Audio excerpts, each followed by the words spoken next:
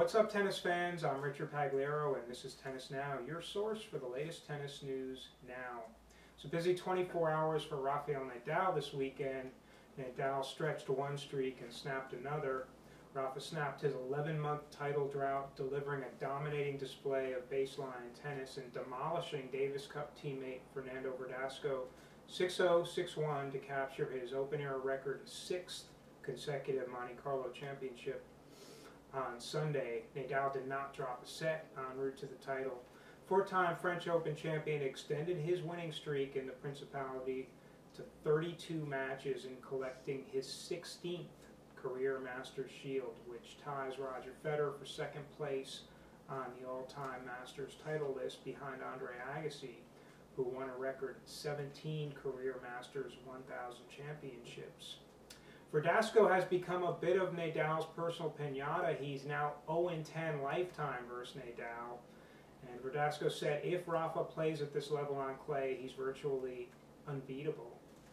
After the match, I think if he plays like he played today, nobody can beat him, said Verdasco. If you remember, they had that classic Australian Open semi-final. But Nadal's most challenging clay court adversary may be unwielding, the ATP calendar.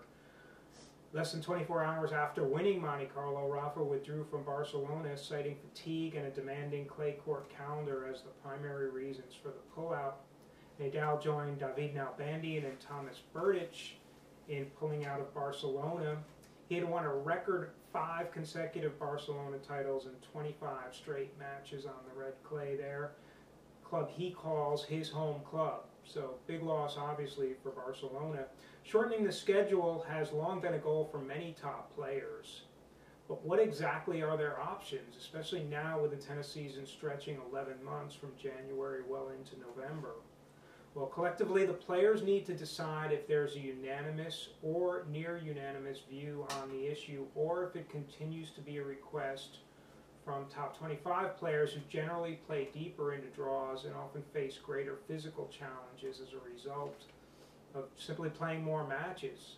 On the other hand, if you're a lower ranked player, you generally want more tournaments because more tournaments represent more jobs and more opportunity to win prize money and ranking points. So it's uncertain if the top players who are critical of the calendar are speaking for most of the top 50 or if they're merely representing the elite player interest. If demand for change exceeds the top 25, then there's a greater chance of seeing it enacted if most of the players are behind it. But secondly, since cutting from the end of the calendar seems unlikely given the immense Masters events in Shanghai and Paris and of course the ATP season-ending tournament in London, can the Tour and Tennis Australia work together to start the season a little bit later in January, which would give the players a little bit more of an extended off-season stretching from the beginning of December, maybe into mid-January.